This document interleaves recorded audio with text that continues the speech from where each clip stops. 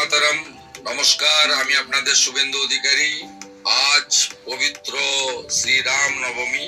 শ্রীরাম নবমী উপলক্ষে আমি সবাইকে আন্তরিক শুভেচ্ছা জানাচ্ছি। সনাতন সংস্কৃতি, ভারতীয় সংস্কৃতি মেনে ভগবান পুরুষোত্তম রামচন্দ্র মহারাজ, তিনি যেমন আমাদের আরাধ্য দেব, ভগবান রূপে পূজিত হয়, সাথে সাথে ভগবান পুরুষোত্তম রামচন্দ্র মহারাজ একজন সুশাসক ছিলেন, প্রজা বৎসল রাজা ছিলেন।